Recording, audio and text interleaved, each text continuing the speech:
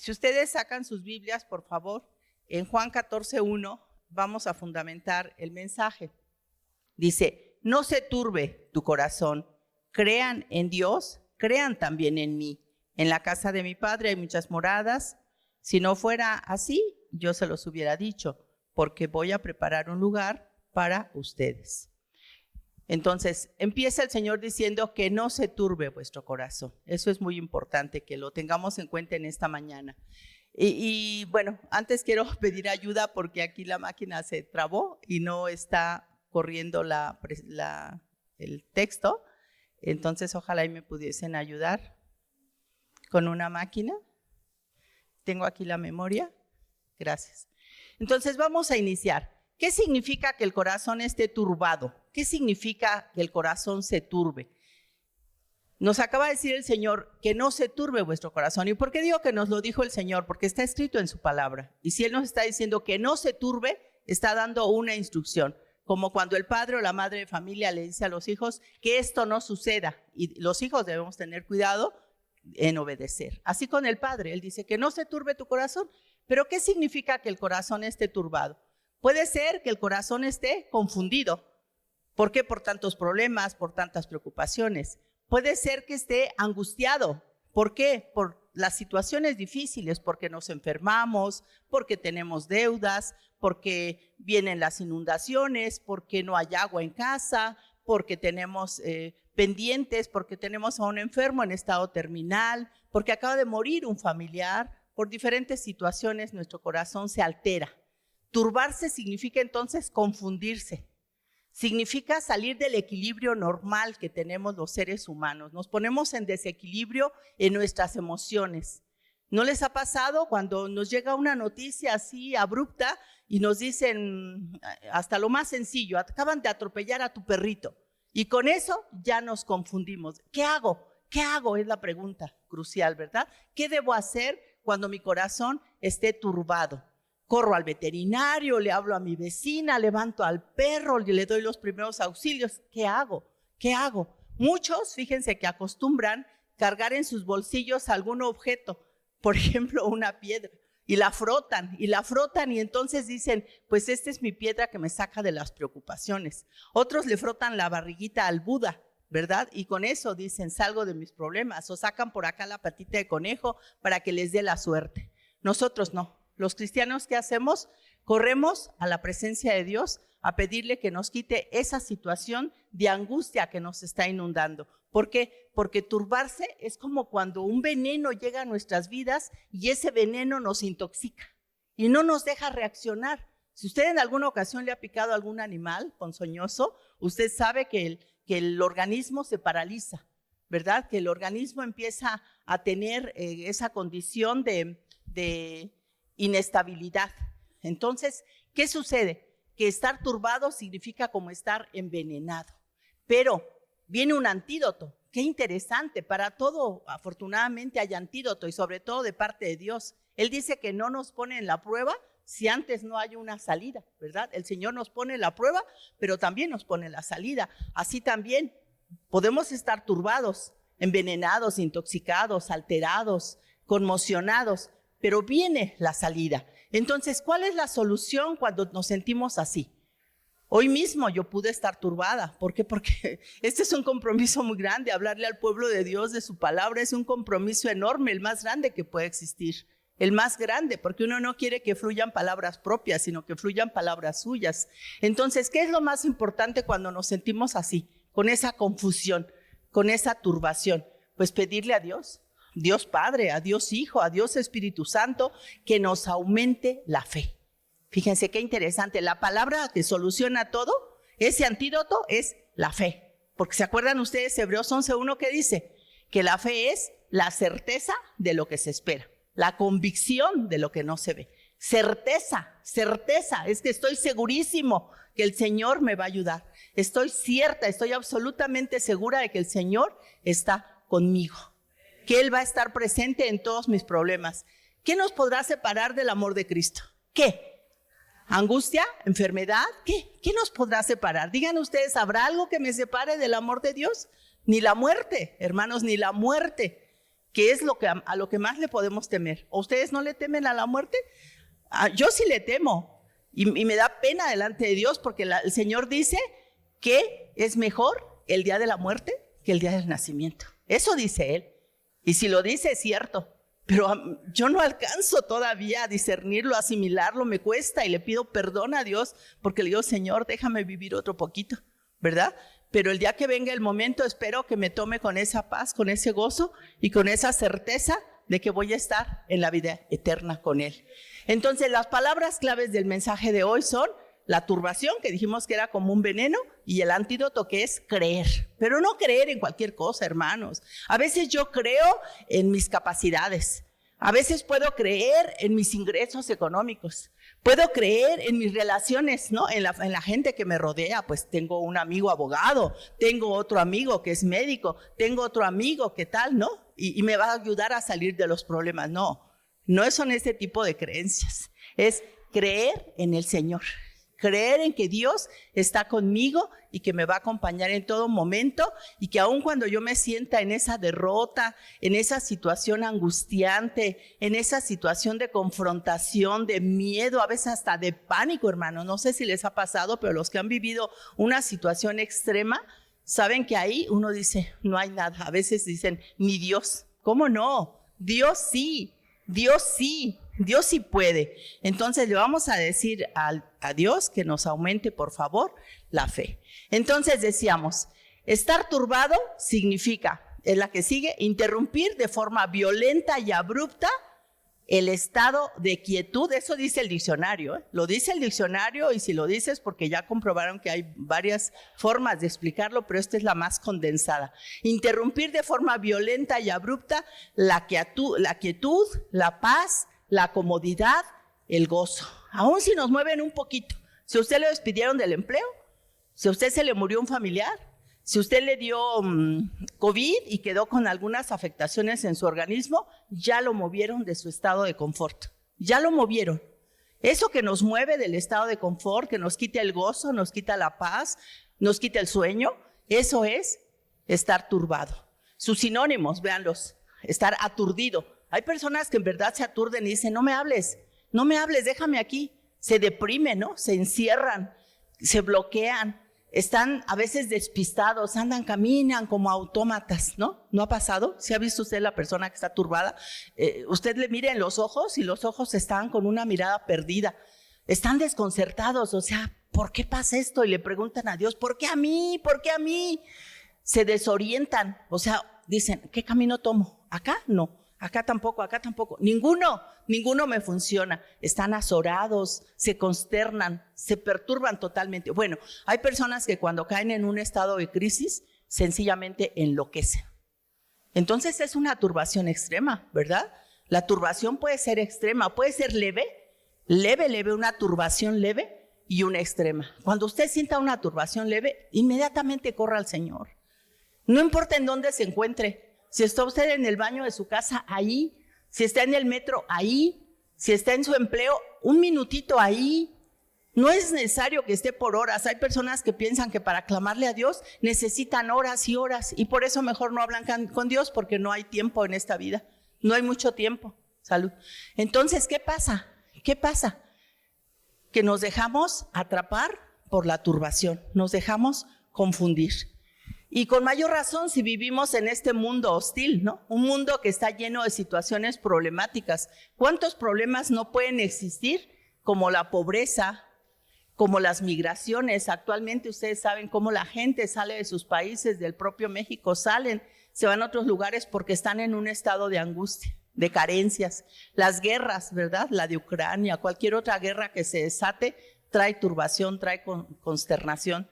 La trata de personas, que no sabemos si le puede tocar a la hija de mi vecina o a mi propio familiar.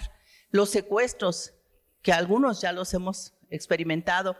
Las pandemias, ¿no? La contaminación del propio ambiente que nos altera el organismo. El que no hay agua en casa, ¿no? Y que algunos dicen, ay, no me pude ni bañar porque no tenía agua, ¿verdad? Los huracanes, los sismos, las inundaciones. Tantas situaciones como el narcotráfico, los crímenes, las violaciones, los robos. ¿Y qué pasa? El corazón se turba, el corazón se altera. Pero no solo el mío, cuidado. Hoy estamos tratando los temas relativos a cómo el Espíritu Santo obra en las familias. Entonces, qué importante es que mamá, papá, los miembros más avanzados en el Evangelio, en el caminar con Cristo, esté pendiente, poniéndole ojo a toda la familia. ¿Cómo estará mi esposo? ¿Cómo estará mi hija? ¿Cómo estará viviendo mi hijo? ¿Qué estará pasando por su mente, por su corazón? Estar al pendiente de ellos para ver qué los está turbando desde el principio. No cuando estén ya en el manicomio, ¿verdad? No cuando estén ya en una situación de me quiero suicidar. No cuando estén en la situación de quiero salirme y escapar de mi casa. No, es desde el principio.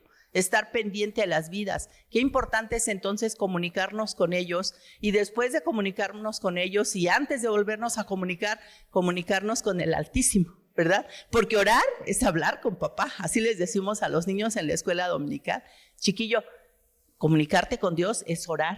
Así que háblale a Dios.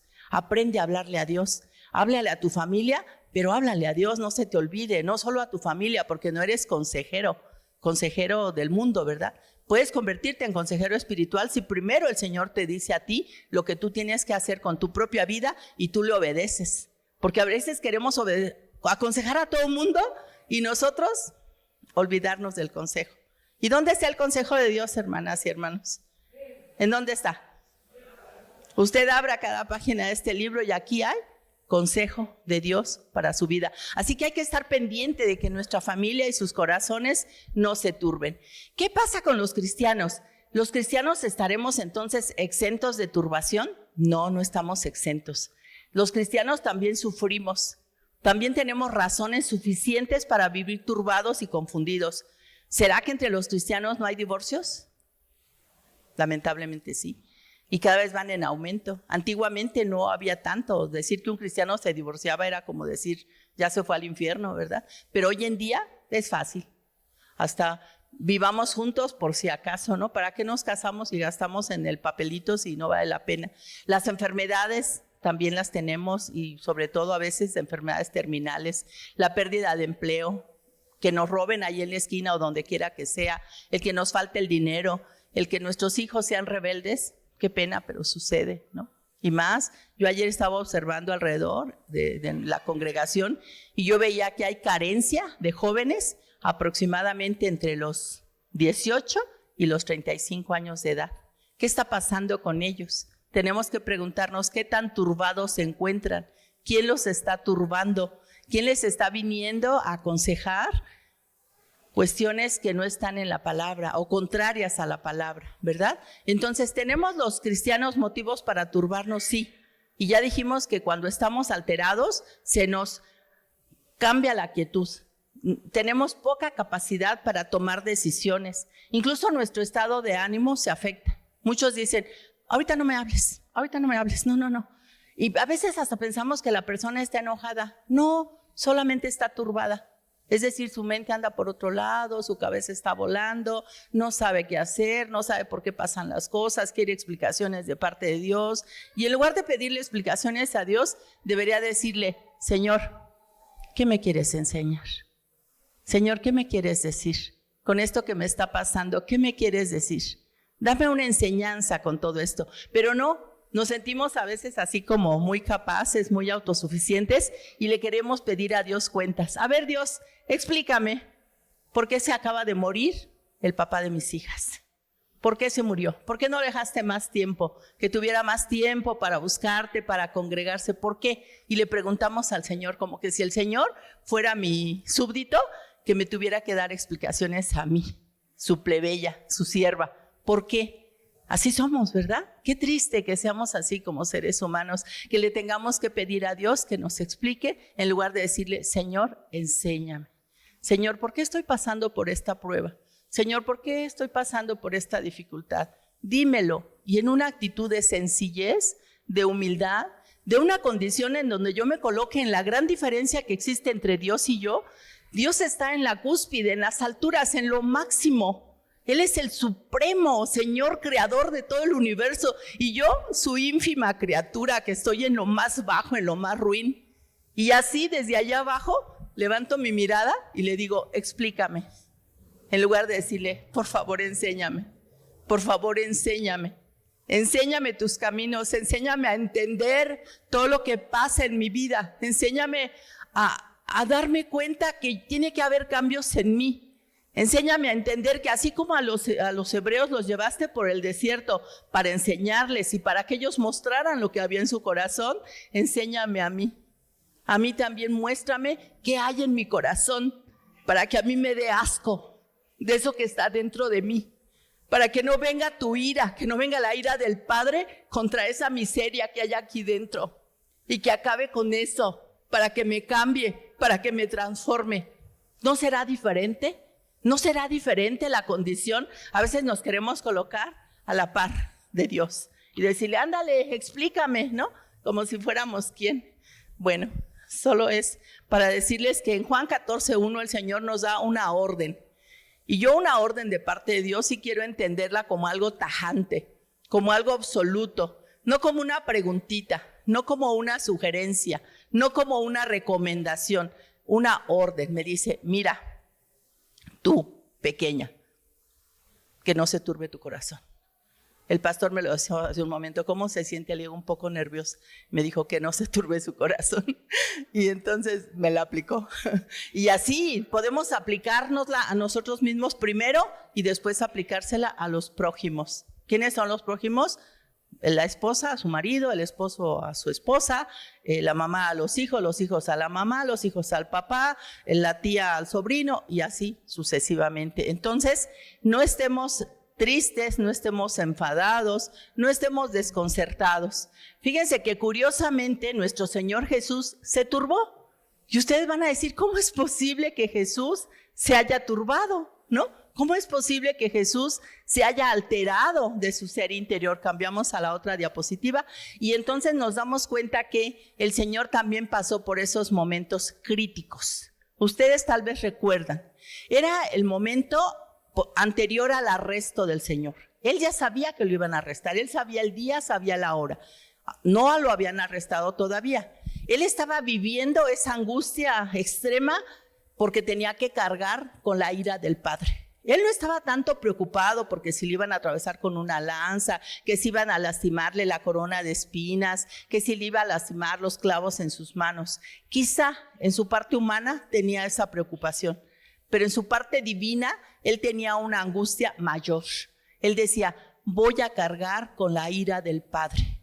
Después de que el Padre conmigo y con el Espíritu Santo hicimos un pacto eterno allá en la eternidad pasada y nos pusimos de acuerdo para venir a redimir a esta bola de pecadores necios, perdón, no eran ustedes, tenía que hacerle para allá, ¿verdad? A esta bola de pecadores necios y aferrados a tomarse del pecado. Él estaba triste por eso, estaba agobiado, estaba angustiado, estaba turbado, estaba consternado. ¿Por qué? Porque en ese momento estaba en juego tanto la naturaleza humana de Dios como su naturaleza divina. Ustedes saben que Él es al mismo tiempo ambas cosas, ¿verdad?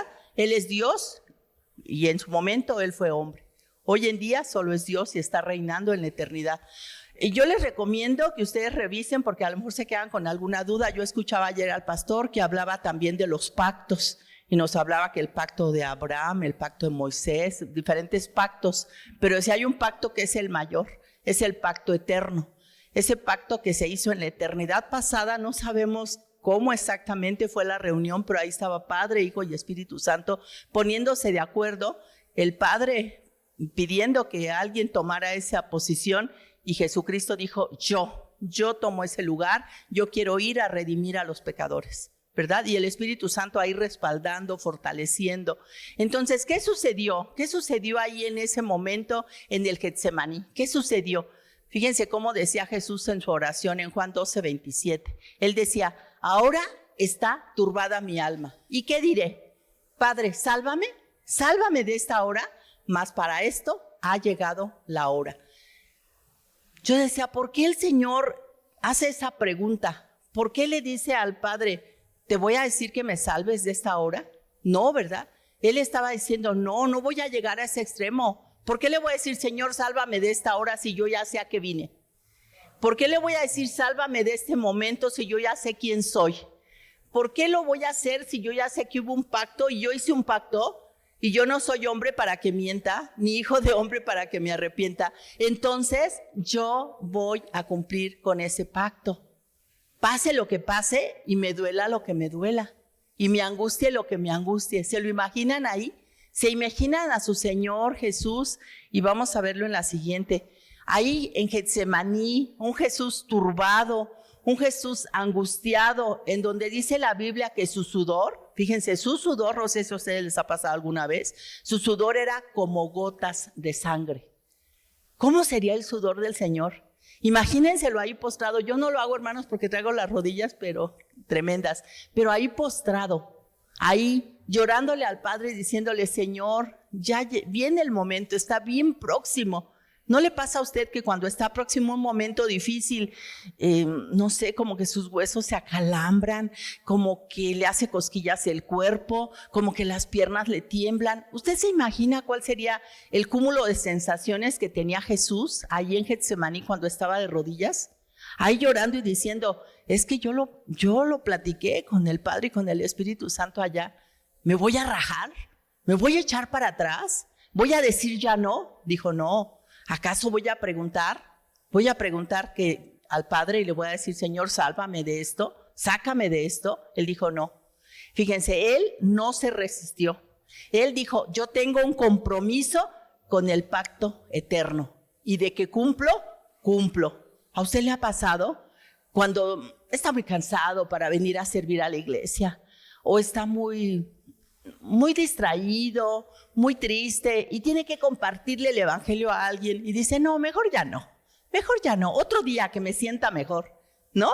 Otro día que me sienta bien voy y sirvo, otro día que me sienta mejor voy y comparto el evangelio, otro día que me sienta mejor le hablo a mi vecina de Cristo. No, hermano, yo le garantizo que cuando usted se siente peor, mejor fluye la palabra de Dios. Cuando usted se siente peor, saque de acá adentro, saque del Espíritu Santo, saque de la presencia de Dios y ahí yo le garantizo que el Señor se va a mover, que cuando ya pasó ese momento usted dice, caramba, ¿qué sucedió aquí? Esa persona no soy yo y en verdad no era usted. Porque no, cuando estamos hablando del Señor, esperemos no seamos nosotros, sea Él, ¿verdad? Entonces el Señor lo que hizo fue refugiarse en la oración. Él le pidió al Espíritu Santo que lo llenara de fuerza, que lo llenara de fortaleza. Él recibió consolación, pero él también después consoló a sus discípulos. Por eso él les decía a sus discípulos, no se preocupen, yo voy al Padre y cuando vaya con el Padre no los voy a dejar solos, les voy a mandar al Espíritu Santo. Se los voy a mandar para que los esté consolando. Fíjense, él estaba deshecho, él estaba destrozado, pero les decía a los demás, no se preocupen. ¿No le ha pasado a usted que a veces se siente así como que de veras no encuentra la puerta? Pero les dice a los demás, no te preocupes, hay una salida. No te preocupes, clámale al Señor. Y uno acá por dentro, ay, me caigo, ¿no? ¿Pero por qué? Porque estamos también turbados. No se preocupe, aunque usted esté turbada o turbado, hábleles a los demás de Cristo, consuélelos. Siempre habrá alguien más, perdón por la expresión, pero a veces decimos, no falta un roto para un descosido. Pues no importa si su corazón está roto, vaya con ese que está como descosido y háblele de Cristo. Dígale que Dios es grande, porque ese está peor que usted. ¿Habrá personas que estén peor que nosotros?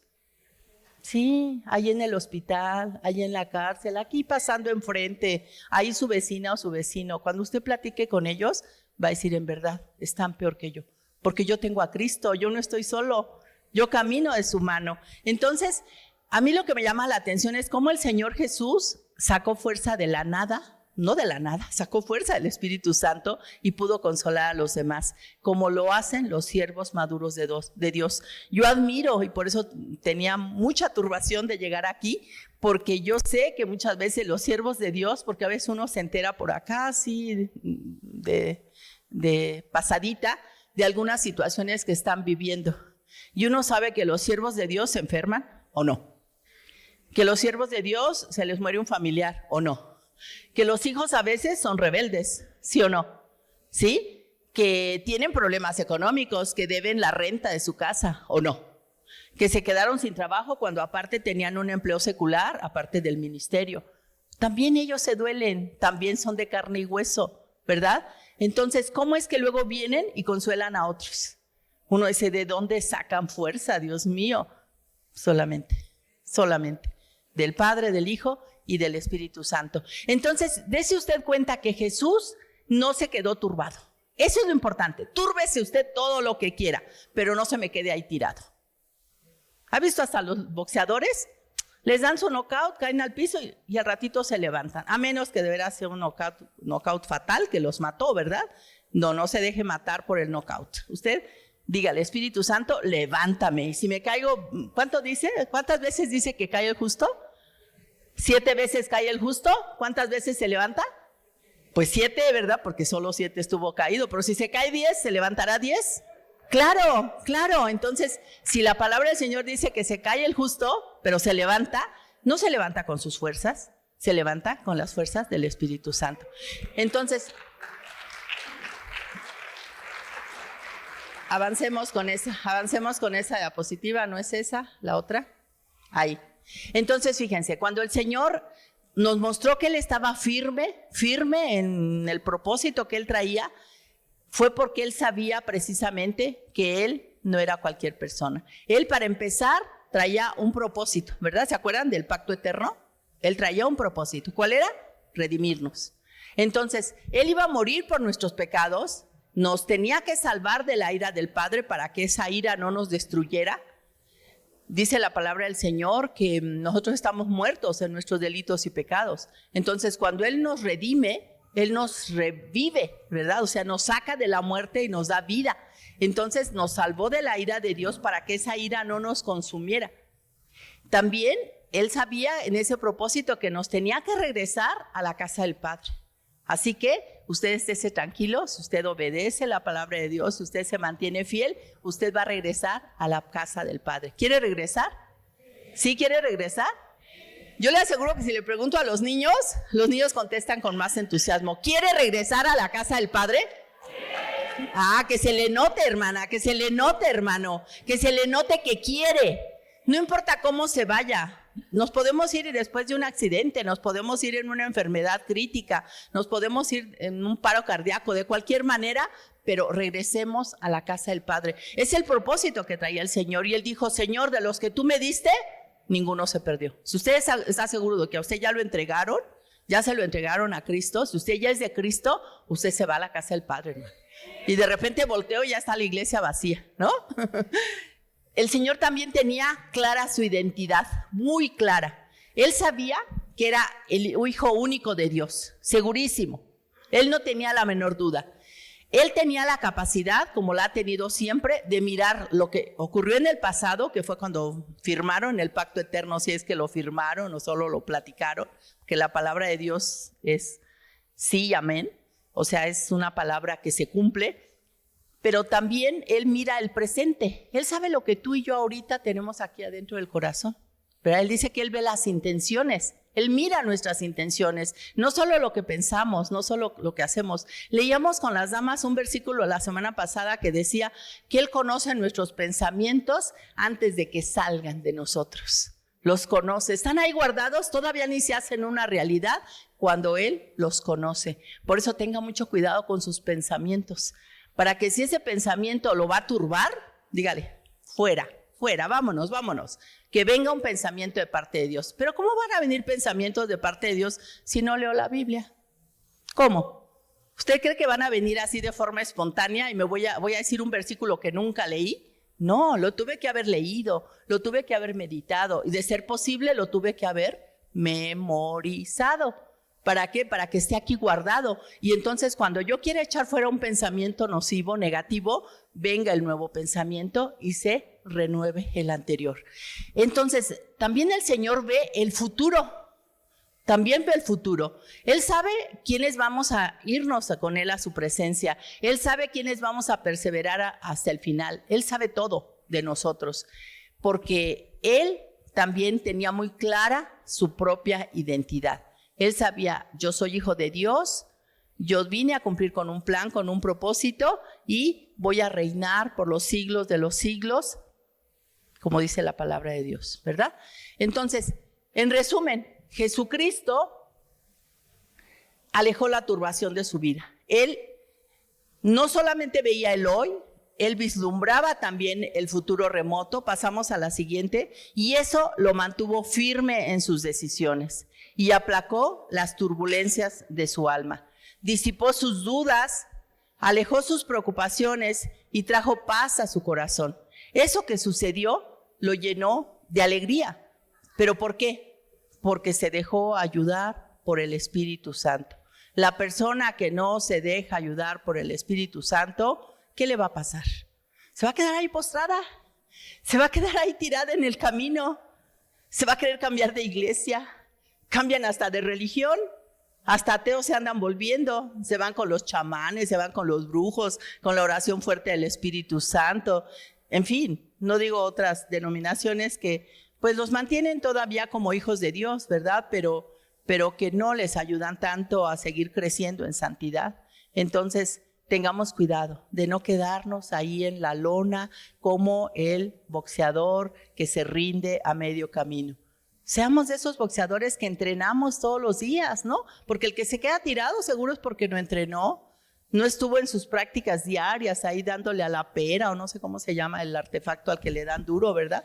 O con su practicando que le diera instrucciones su manager, nada de eso. Entonces nosotros sí seamos constantes, seamos fieles. ¿Cómo entonces usted y yo, que somos personajes de a pie, podemos salir de la turbación? Bueno, uno es recordar nuestro propósito aquí en la tierra. ¿Usted tiene propósito? Recordar su destino. ¿Usted sabe a dónde va? Son las preguntas eternas que se ha hecho el humano, ¿verdad? Los grandes filósofos son las grandes preguntas que se han hecho. ¿Qué hago aquí y quién soy? ¿Verdad? ¿Quién soy y a dónde voy? Son preguntas cruciales. Nuestro propósito es darle la gloria a Dios. Puede darle 30 segundos de palmas al Señor como una situación de darle la gloria a Dios.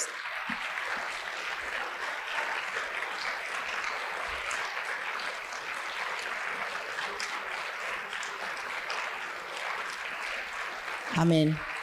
Señor, para ti es la gloria, la honra por los siglos y los siglos. Queremos darle la gloria con nuestras palmas, pero también queremos dársela con nuestras vidas. Queremos dársela con nuestro testimonio, queremos dársela con nuestras ofrendas, queremos dársela con nuestro servicio, queremos dársela con nuestra obediencia, queremos dársela con el cuidado que tenemos de nuestros hijos, queremos dársela con el cuidado que tenemos con nuestro esposo, queremos darle la gloria con el mejor trabajo que podamos hacer en la vida para ese patrón que es injusto y es malvado y es grosero. Queremos darle la gloria en todo lo que hagamos, queremos darle la gloria levantando espacios para seguir predicando el evangelio, queremos darle la gloria haciendo lo mejor para él, lo mejor, cada día, no un día, porque, perdón la expresión, pero a veces somos como llamaraditas de petate, ¿verdad? Así, enciende hoy y mañana ya se apagó. No, hermanos, los cristianos no debemos ser llamaradas de petate, que seamos esa llama permanente que está ahí alumbrando, ¿no? Dice la palabra del Señor que somos luz en medio de las tinieblas. Un día, 2 días, no, hermanita y hermanito, todos los días de nuestra vida. ¿Y cuál es nuestro destino? ¿A dónde vamos? ¿Alguien sabe a dónde vamos? A la casa del Padre, amén, ¿verdad? Ya no somos como esas hojitas que lleva el viento. Antes sí, ¿no? Antes de conocer a Cristo, como las hojitas que llevaba el viento. ¿A dónde? Que sopla para allá, vamos, ahí con la bola. Que vamos para acá, vamos, ¿verdad? Como los borregos, vamos con la bola, no importa que íbamos derechito al infierno, pero vamos. ¿Con quién? Con el amigo fulano, con la amiga sutana, donde hay fiesta, dicen algunos, donde haya reventón, donde haya tocada, ¿verdad? Donde haya mota, donde haya aquello que los relaja, los divierte, los saca. A veces por un instante piensan que los saca de su turbación, pero después están más turbados que nunca, ¿verdad? Después de todo eso acaban peor. Entonces, ¿nuestro destino cuál es? Morar eternamente en la presencia de Dios a partir de que inicie el siglo venidero. Porque va a haber un siglo venidero, o sea, las cosas no van a ser como son hoy. No me toca a mí explicarlas y qué bueno, porque me cuesta mucho trabajo. Les llaman temas escatológicos y esos temas me ponen más alterada. Bueno, entonces, Leamos, por favor, si tiene ahí su Biblia, Juan 13:36. Juan 13:36.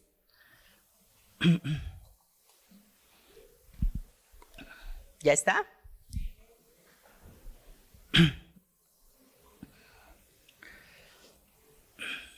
Dice, Señor, ¿a dónde vas?, le preguntó Simón Pedro.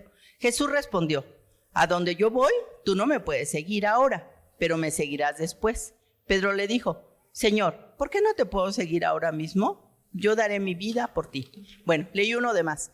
Pero aquí lo interesante es que, fíjense, Pedro le había preguntado al Señor Jesús que a dónde iba a ir. Cuando el Señor le contesta con, pues no son evasivas, sino es una realidad que Pedro no iba a entender, aun si le explicaba a dónde iba. No se lo iba a entender. Entonces se lo dijo así como a medias. Eso alteró mucho a Pedro, lo alteró. Como a ustedes y a mí, a veces cuando nos explican algunas cuestiones del Evangelio, nos quedamos así como confundidos. ¿Qué me quisieron decir? A mí sí me pasa que no alcanzo a entender a veces lo que ocurre aquí en la tierra, mientras leo la palabra, mientras me congrego, mientras sirvo. Hay cosas que no alcanzo a terminar de entender. Imagínense si Pedro iba a entender cuando le estaba explicando, ¿a dónde yo voy? ¿A dónde? Allá donde yo voy, tú no me puedes seguir, pero me vas a seguir después.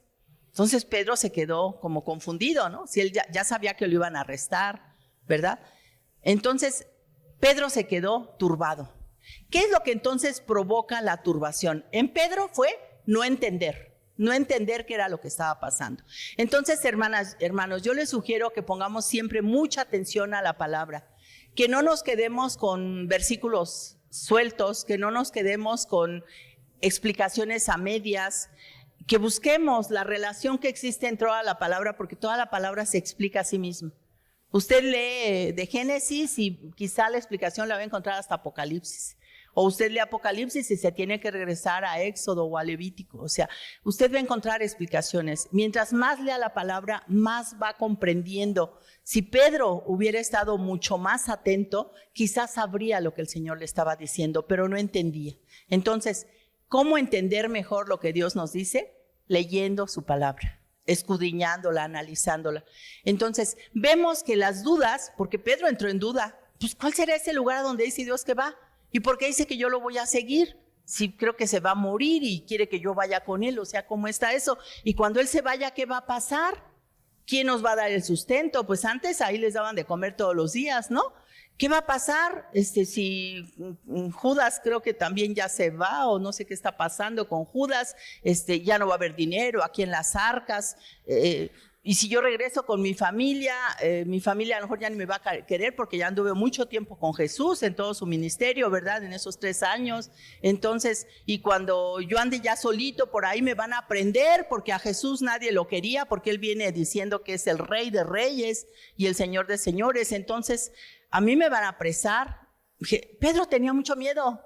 Pedro tenía muchas dudas, como nosotros hoy en día, que nos provocan la turbación. Y esas dudas, ¿en dónde se originan? Pues se originaron en la mente de Pedro, pero también en nuestra mente. Y en nuestra mente las preguntas frecuentes es, ¿quién soy yo y a qué vine a la tierra? Y muchos seres humanos no encuentran la respuesta de quiénes son ellos y están buscando identidades falsas, ¿no? Y se llenan de tatuajes y se cambian de género y cambian de rol y hacen infinidad de barbaridades porque no encuentran respuesta a quién soy, ¿verdad? Y cuando yo sé que soy hijo de Dios, hija de Dios, y a qué vine a la tierra, ya no tengo esas dudas. Entonces, todo esto se relaciona con también contestarme a mí misma quién es Dios. ¿Quién es Dios para ustedes? ¿Quién es Dios? ¿Quién es Dios? A ver, de este lado, ¿quién es Dios para ustedes? Salvador. ¿Qué más? Es su Padre. Es su todo, muy bien. Acá. Su creador, ¿cierto? Entonces, puede ser muchas cosas para mí, pero si no sé quién es Dios, si no lo conozco, entonces va a ser muy difícil. Si me pregunto a dónde iré al morir, qué solución hay para mis problemas y no encuentro respuestas, puede ser que siga con esa turbación. Pero si a nosotros nos queda claro y conocemos cuál es nuestro propósito. Y leamos ahí, no los voy a esperar, pero aquí está en la pantalla. Efesios 1:6 dice que fuimos creados para la alabanza de la gloria de su gracia. Ese es tu propósito, mi hermana. Ese es tu propósito, hermano, ¿verdad? Pero a veces lo olvidamos y queremos seguir en comodidad, queremos evitar problemas, queremos sanidad, queremos riqueza, queremos solución a todos los problemas, pero los problemas ahí van a seguir, ¿verdad? La palabra dice que en la tierra tendremos aflicciones, pero que no nos preocupemos porque Dios ha venido a ayudarnos en esto. Entonces, somos hijos de Dios, nos tiene que quedar muy claro, aunque seamos todavía como peregrinos aquí en la tierra. Fíjense qué dice Juan 14:1, que fue el versículo con el que comenzamos. Dice, crean en Dios, crean en mí. Empezó diciendo, no se turbe vuestro corazón, ni tengan miedo, pero luego dijo, crean en Dios y crean en mí. A muchos les pasa que sí creen en Dios. De hecho, hay un personaje tremendo, ¿verdad?, que cree en Dios, pero su problema es que no se arrepiente. Dice la palabra en Santiago 2:19 que los demonios también creen y que tiemblan, pero no se arrepienten. No vayamos a hacer esa clase de entes, ¿no? Que creemos en Dios, pero no nos arrepentimos. Porque quiero decirles que arrepentirse o creer en Dios no es un ejercicio de tipo intelectual. O sea, nada más decir, pues lo voy a decir 20 veces, creo en Dios, creo en Dios, creo en Dios, creo en Dios, ¿no? Creo que con los católicos hay hasta un rezo, ¿verdad?, que dice, creo en Dios, no sé qué más, no recuerdo bien pero hay uno que se llama así, el credo, ¿no? Porque dicen que creen en Dios Todopoderoso y lo repiten y lo dicen 1000 veces y cuando vemos cómo actúan nos damos cuenta que realmente no creen en Dios. Cuando se están muriendo gritan y patalean, no están creyendo en Dios. Entonces creer en Dios es tener conciencia de Dios, es relacionarnos con Dios. Si no nos relacionamos con Él, pues es que no estamos creyendo. Tal vez ustedes se saben esa historia de un hombre que quiso cruzar en un puente colgante en las cataratas del Niágara. Entonces iba a cruzar por el puente con una carretilla y les preguntaba al público que lo estaban esperando, les preguntaba al público, ¿ustedes creen que yo puedo cruzar el puente? Y la gente aclamaba y decía, sí, sí puedes, sí puedes. Y decía él, si ustedes creen que yo puedo, ¿habrá alguno aquí que quiera acompañarme? Aquí en la carretilla, se sube en la carretilla y yo lo llevo. Ustedes saben que los puentes colgantes son frágiles, que tienen mucha movilidad, entonces pues hay riesgos, ¿no?, de caer. Entonces cuando preguntó, ¿quién quiere venir y subirse a la carretilla? Yo lo paso al otro lado del puente y ya nadie levantó la mano. Entonces no es lo mismo creer así a secas que creer firmemente, ¿verdad? Porque creer es confiar. Cuando creemos en Dios es que confiamos en Él. ¿Y en qué estamos confiando? En su grandeza, en su poder. Y se tiene que reflejar en lo que hacemos, en cómo actuamos, en nuestras obras. Por tanto, si creemos en Dios, nos estamos dejando ser transformados. Porque le creemos firmemente, porque actuamos en consecuencia. Si no fuera así, pues entonces no estaríamos creyendo. ¿Qué dice Romanos 10, del 9 al 10? Ustedes ahí tienen su Biblia y algunos se lo saben de memoria. Dice, si confesares con tu boca que Jesús es el Señor y creyeres en tu corazón que Dios lo levantó de los muertos, serás salvo.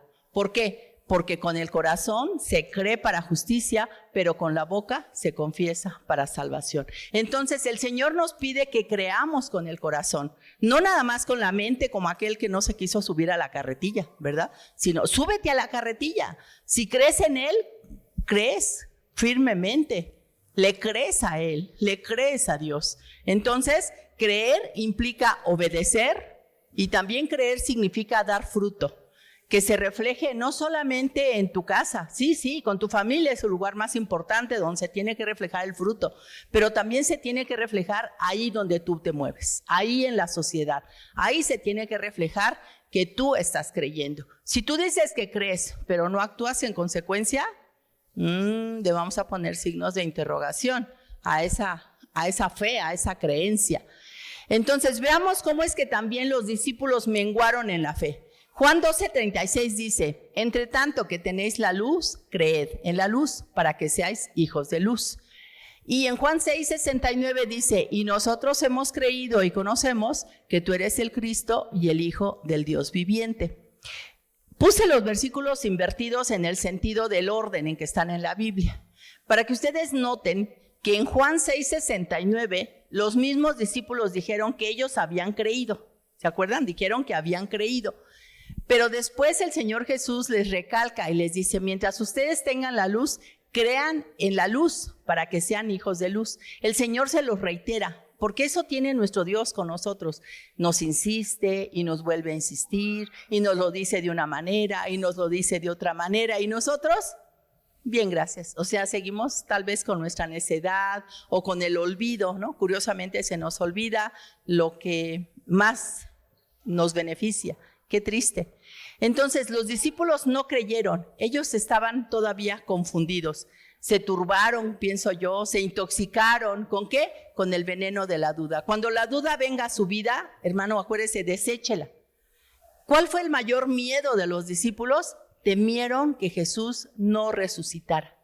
Y se acuerdan que después Pablo nos escribe y dice, si Jesús no resucitara, ¿seríamos qué? Los más dignos de lástima.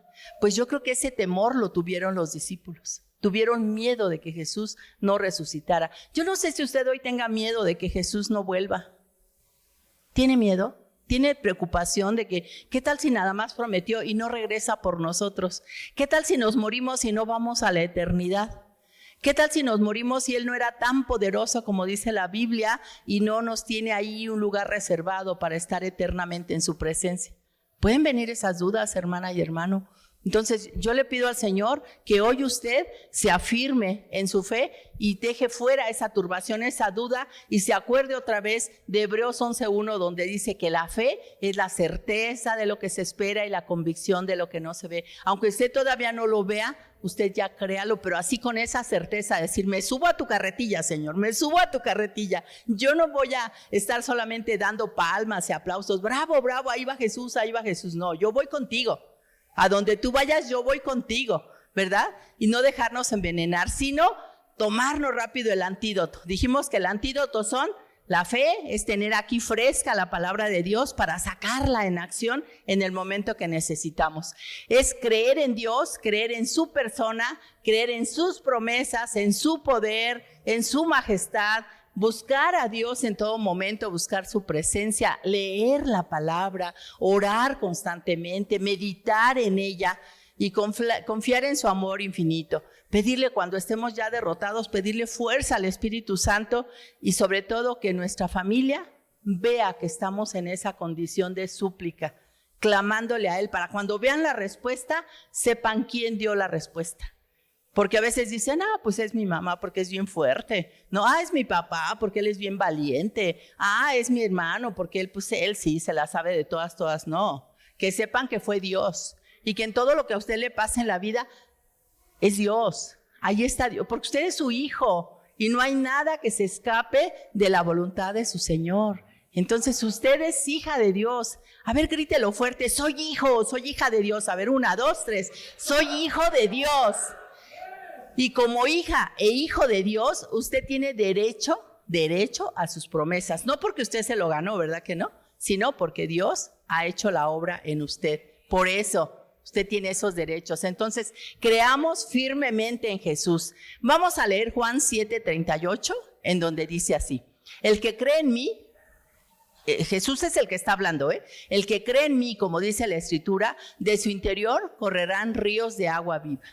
Entonces, fíjense, en ese versículo se encierran 3 palabras clave. Una es, se cree en Jesús, se percibe a Jesús, se da cuenta de que Jesús está ahí, pero se cree y se percibe acá adentro, en el corazón, internamente. Y dice ahí esta enseñanza que van a correr ríos de agua viva. ¿Qué es el agua viva?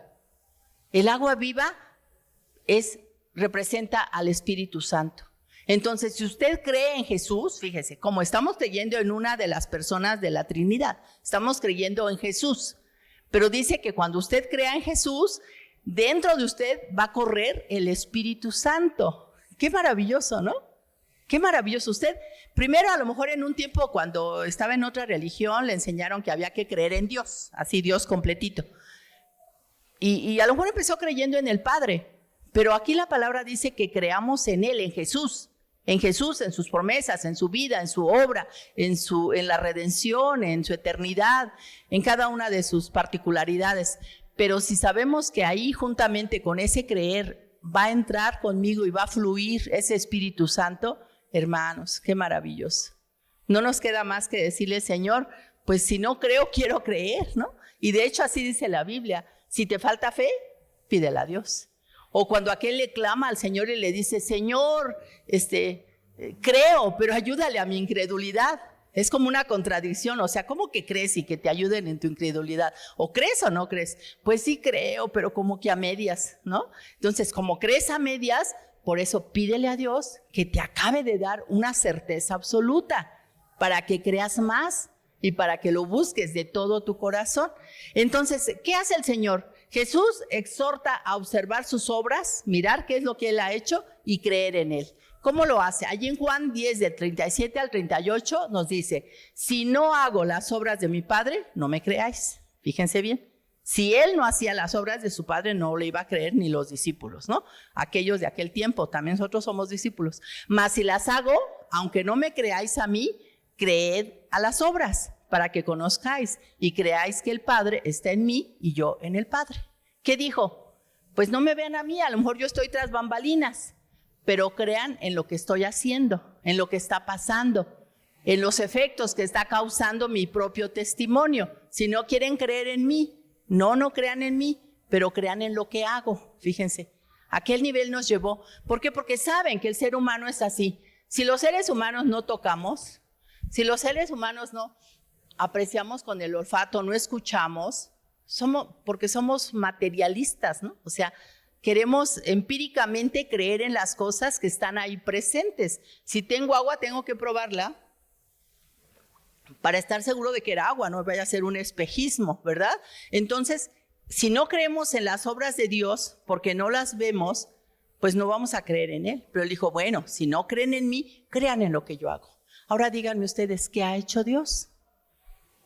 ¿Qué ha hecho Dios en tu vida, en la tuya, en la tuya, en la tuya, en la tuya? ¿Qué ha hecho Dios? ¿Ha hecho Dios algo en tu vida? Pues cree en eso, hermana, cree en eso. Y aunque sea un poquito, si ha hecho poquito, cree en eso poquito. Pero luego sigue buscándolo y conócelo a Él. Yo te aseguro que en la medida en que lo conozcas, lo vas a amar más y vas a creer más en Él. Porque si no lo conoces, ¿cómo vas a amar a quien no conoces? Hay personas que dicen, bueno, es que conoció, y hoy en día se conocen a distancia, ¿no? Hasta hay páginas donde se generan relaciones amorosas a distancia y se casan y todo ello. Pero cuando descubren quién era esa persona, el primer día que están juntos, deciden huir. ¿Por qué? Porque no sabían cuál era la otra cara de la persona, ¿no? No se conocían realmente. Así que para conocer a alguien, más bien para amar a alguien, tenemos que amarlo. Para amarlo tenemos que conocerlo. Bueno, es un círculo virtuoso. Si yo te conozco, te amo, y si te amo, te conozco. Espero que no conociéndote, te aborrezca, ¿verdad? Entonces, conozcamos a Dios. ¿Cómo lo podemos conocer? A través de escudriñar las Escrituras, a través de buscar quién es Él. Hay atributos de Dios, muchos atributos. El Señor tiene muchas cualidades positivas, todo en Él es positivo. Nosotros tenemos cualidades positivas y tenemos otras negativas. Puedo ser muy disciplinado, pero también demasiado estricto, demasiado rudo, ¿no? Puedo ser muy cariñoso, pero a su vez demasiado negligente. O sea, puedo tener cualidades positivas y negativas, pero nuestro Señor solo tiene atributos positivos. Fíjense, Jesús como Hijo de Dios.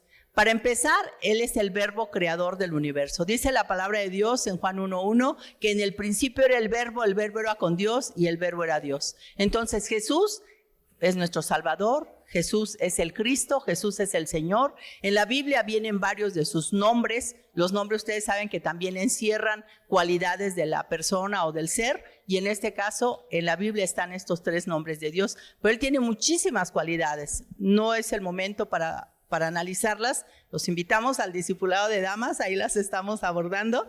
En Lucas 2:11 dice que os ha nacido hoy en la ciudad de David un Salvador que es Cristo el Señor. Entonces, ahí nosotros estamos viendo que Jesús se está presentando como quién es Él. Y Él quiere que lo conozcamos, quiere que sepamos quién es Él. Hay muchos versículos en la Biblia que afirman que Jesús es Dios.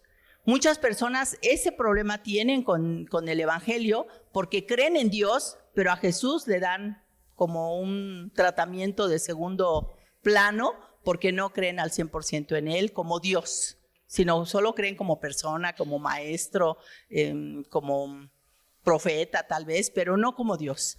Hebreos 1:5 dice, porque ¿a cuál de los ángeles dijo Dios jamás? Hijo mío eres tú. Yo te he engendrado hoy y otra vez yo seré padre para él y él será hijo para mí. Hay que nos están diciendo que Jesús es Dios, ¿verdad? Definitivamente Jesús es Dios. Y que Jesús tiene también atributos o cualidades, dijimos, positivas, como las tiene el Padre y como las tiene el Espíritu Santo. ¿Qué cualidades, hermano? Allí hay algunas.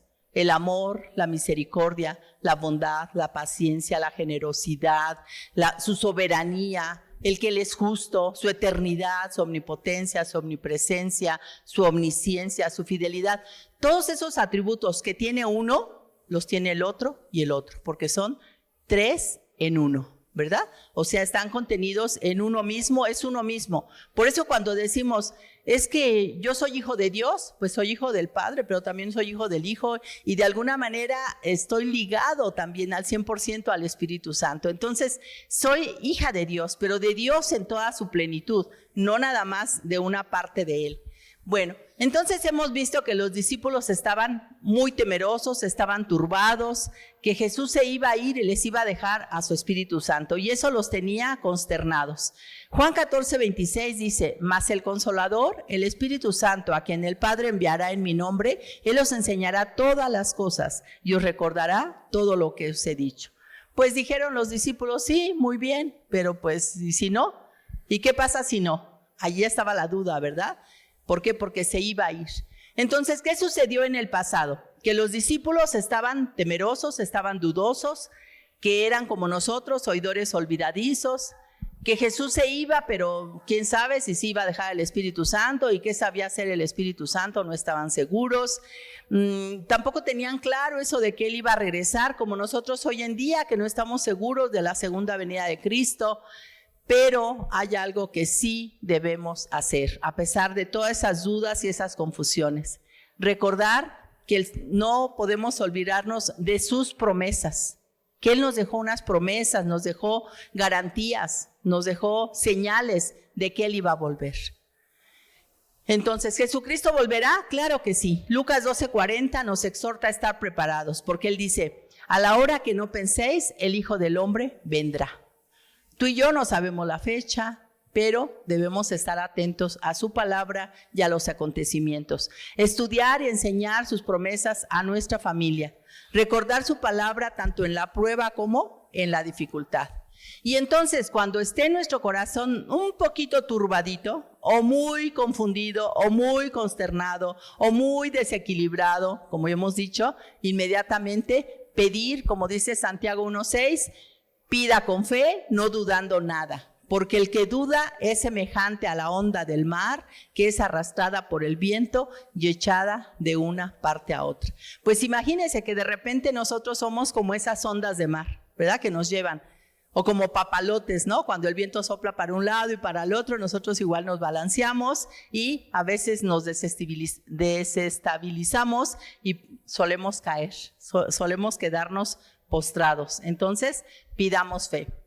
Así que, hermanos, cuando tengamos esas dudas, cuando tengamos esas inquietudes acerca de quién es Dios, qué hace conmigo, cómo trabaja, qué va a pasar en el futuro, qué va a pasar con mi familia, cuando haya ese descontrol, esa falta de paz, esa indecisión, todo ese desequilibrio, recordemos que el Señor nos ha dejado esa hermosa palabra.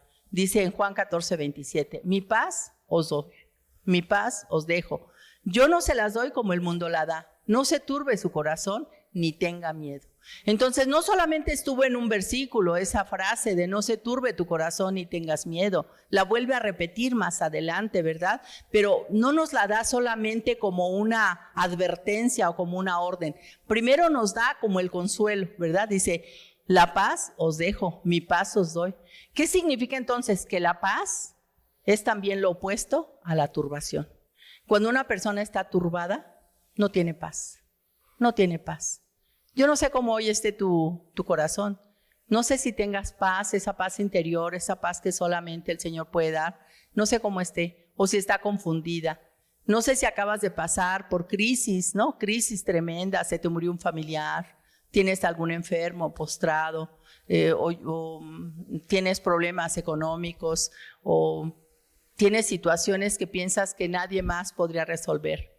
Pues vamos a ver que el Señor tiene solución para todos. Ya estamos cerrando, vamos a dar algunas conclusiones para que tú saques de aquí aquello que pueda hacerte de utilidad práctica. Yo diría práctica, o sea, ¿qué voy a salir haciendo de aquí? ¿Qué tengo que hacer conmigo, principalmente conmigo y con mi relación con Dios para evitar que mi corazón se turbe? Recordemos que entonces hay muchas circunstancias mundiales o incluso personales que pueden estar haciendo que mi corazón esté turbado y confundido. Pero, aunque yo ya sé que turbarse significa perder la quietud, no debo permitir que esa sustancia tóxica invada mi cuerpo. Yo tengo que hacer lo contrario, dejar que esa turbación se vaya, porque el Señor me ha dado una orden. Él me dijo que no se turbe tu corazón. Y no voy a agarrar la piedrita, ¿verdad?, de la solución a los problemas y ponerme a frotarla. Voy a buscar a Dios, me voy a tomar de su mano para que Él me ayude a evitar la turbación. Porque Juan 14:1 por eso me dice que no se turbe tu corazón. Entonces vayamos contrarrestando ese aturdimiento, esa turbación. ¿Cómo lo vamos a hacer? Creyendo firmemente en nuestro Dios, en su palabra. Como dice Juan 14, la segunda parte del versículo, ¿crees en Dios? Cree en mí, dijo Jesús. Por tanto, debemos pedir a Dios que nos aumente la fe para creer en el Padre, creer del mismo modo en el Hijo y en el Espíritu Santo de Dios. Y esa fe, esa confianza, esa seguridad de que Él vive y reina por los siglos de los siglos, trasladarla a mis seres queridos, practicarla en el día a día, en el camino, como dice la palabra, colocarlo en las puertas de mi casa, que lo vean en mis acciones, que lo vean en todo momento, que soy una persona que está confiando. A pesar de los problemas, estoy confiando en que Dios está conmigo.